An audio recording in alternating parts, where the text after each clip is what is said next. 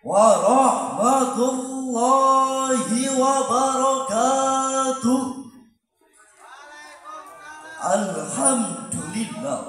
Alhamdulillahilladzi ja'alal fata quwwatan sadidah wa ja'ala Indonesia daulatan mustaqillah. Assalatu wassalamu ala rasulillah wa ala alihi wa sahbihi wa man tabi'a risalah. Amma ba'd.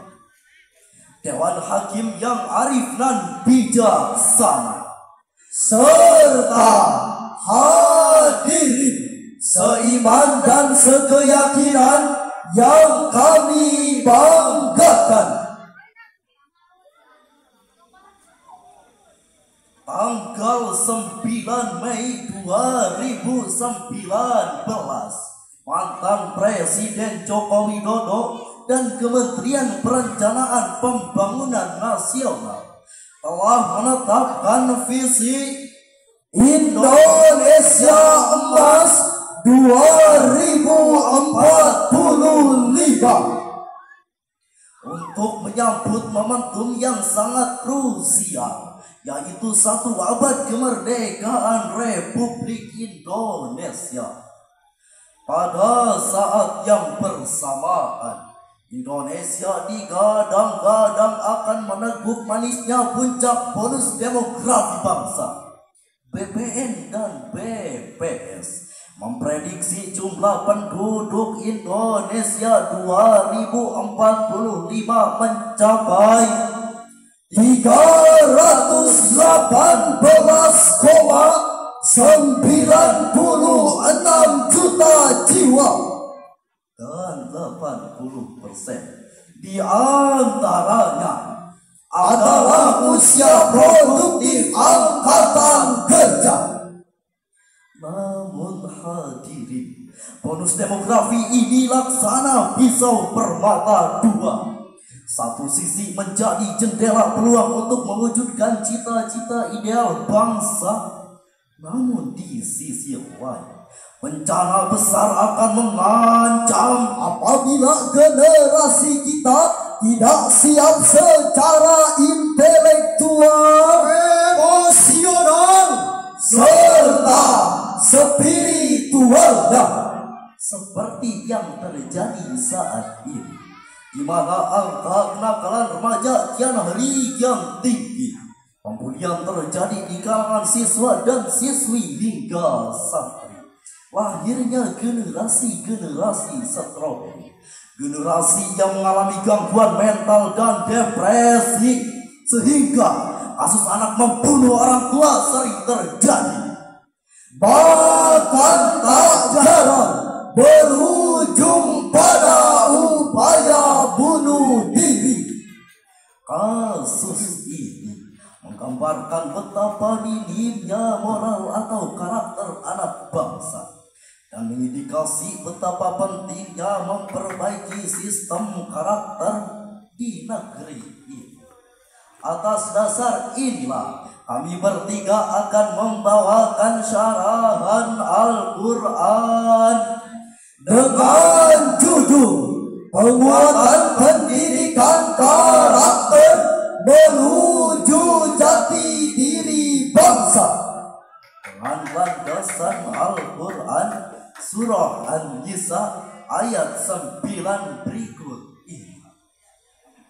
A'udzu billahi minasy syaithanir rajim.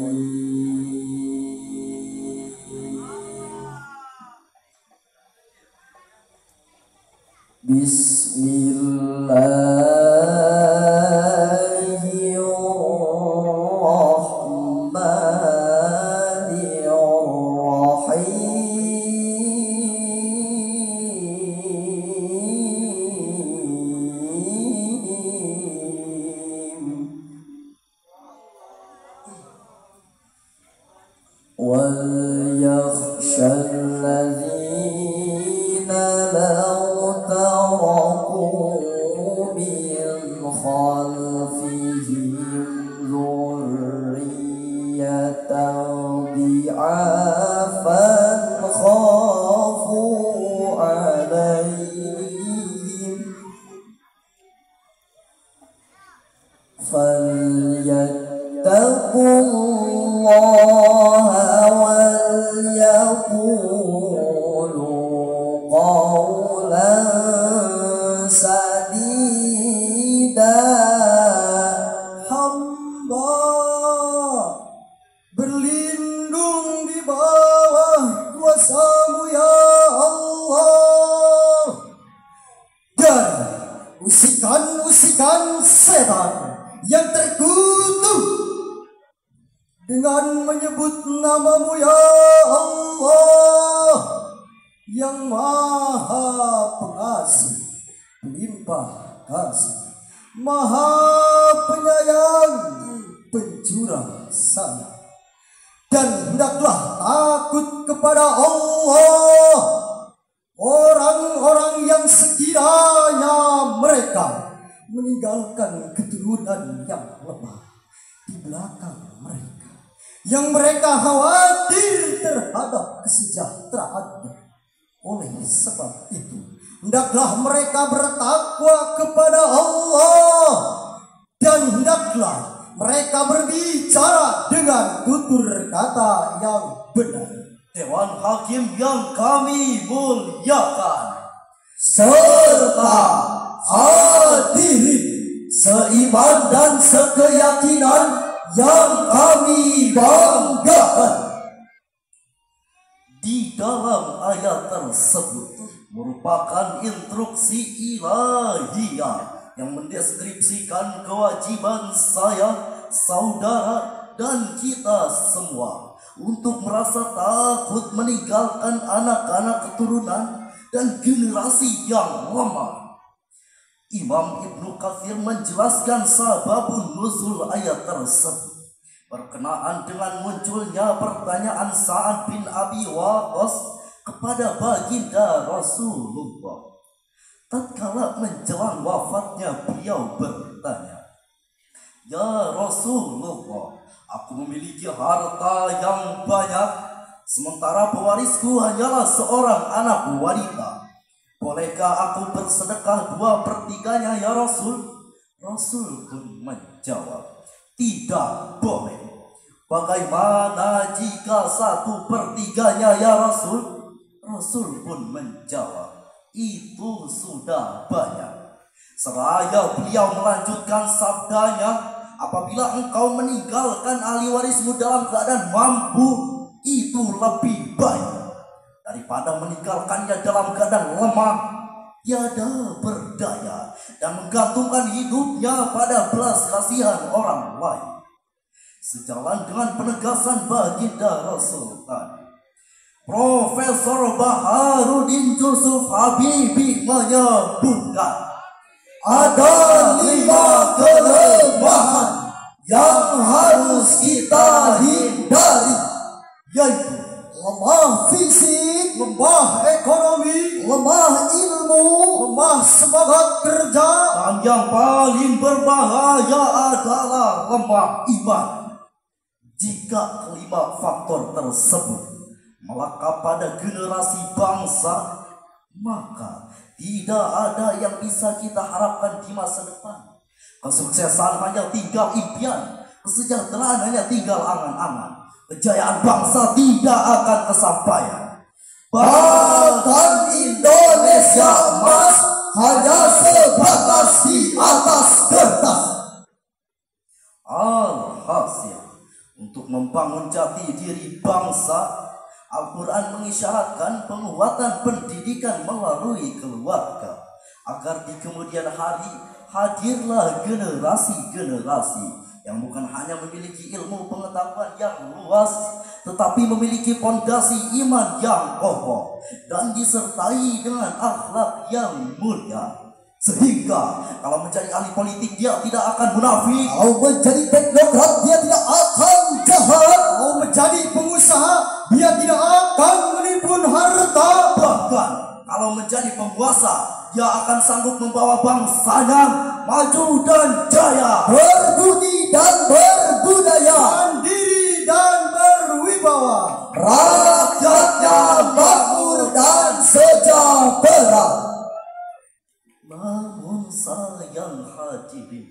Lagi-lagi fakta di lapangan menunjukkan betapa rusaknya perilaku anak bangsa. Bukankah kita tahu betapa sadisnya Mario Dandi terhadap David Ozora yang berakhir trauma dan berujung koma? Pembunuhan sadis seorang wanita oleh anak DPR di Surabaya dan perilaku durjana 11 geng motor yang menganiaya pejalan kaki di Tasikmalaya dan menelan korban jiwa.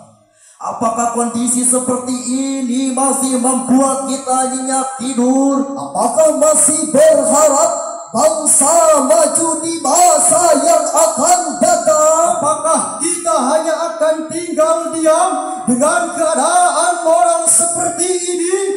Tentu tidak, hadirin. Kondisi seperti ini haruslah menyadarkan orang tua agar lebih ekstra memberi perhatian kepada anak-anaknya. Lantas, upaya apa yang dapat kita lakukan?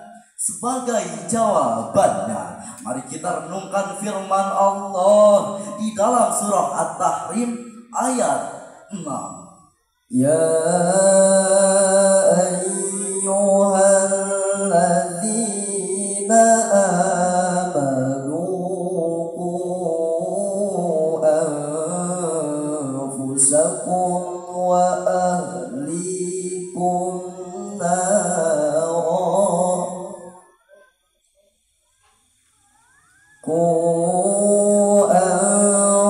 أنفسكم وأهليكم نارا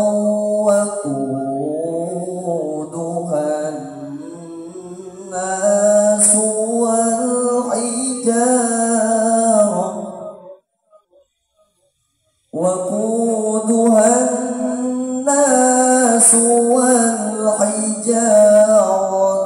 عليها ملائكة غلاظ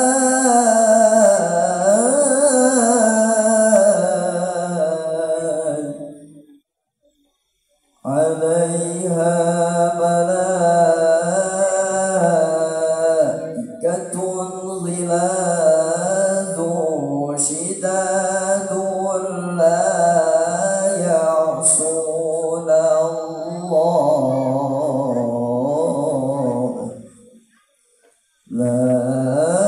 يعصون الله ما أمرهم ويفعلون ما يؤمرون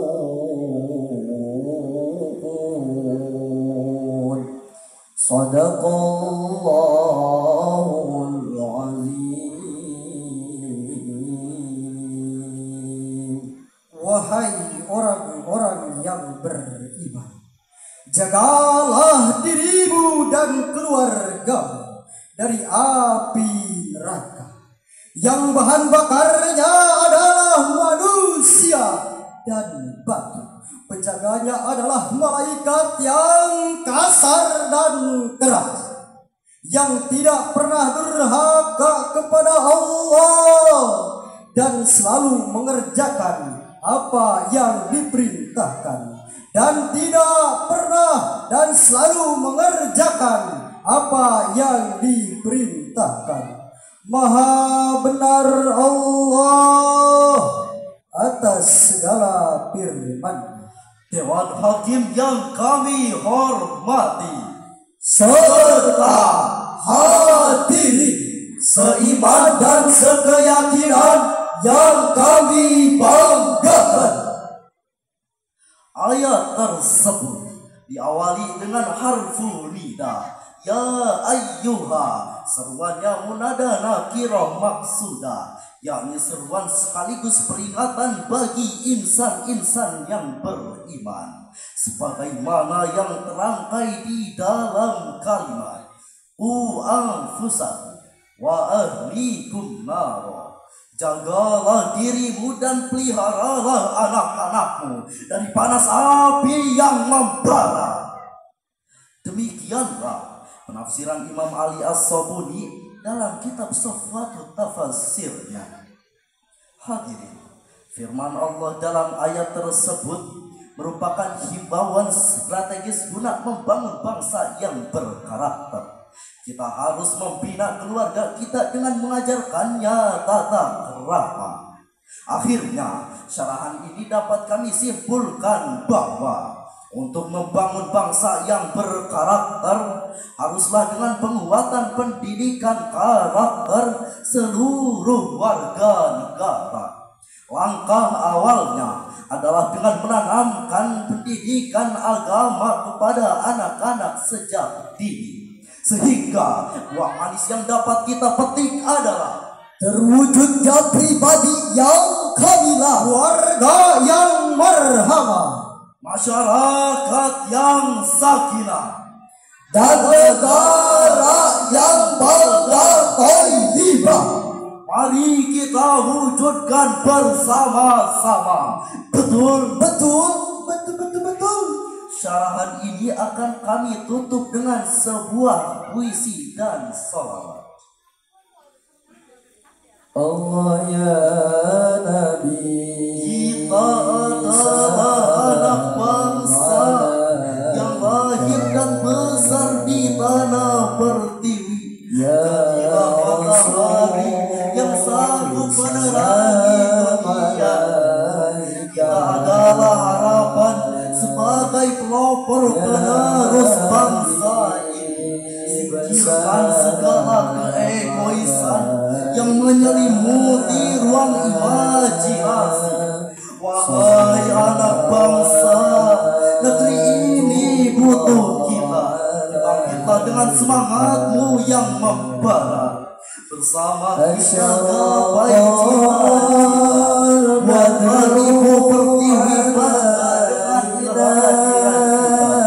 Kitalah generasi penerus bangsa kita. Segala harapan ada di pundak kita.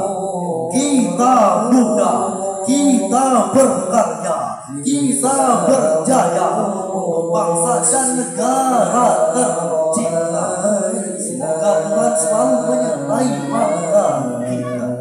Qatuya wajah sururi, bertemu mantan di taman kota, terlihat cantik dan mempesona. Indonesia emas akan terwujud nyata dengan memperkuat karakter bangsa. Qala Maulana Jalaluddin Ar-Rumi, la tajbiru ahadan ala mu'anaqatir ruhika fal hubbu kaddin wa ikraha fihi. Janganlah kamu memaksa seseorang untuk memeluk jiwamu, karena cinta bagaikan agama, tidak ada paksaan di dalamnya. Demikian yang dapat kami sampaikan. Mohon maaf atas segala kesalahan. Terima kasih atas segala perhatian. Wassalamualaikum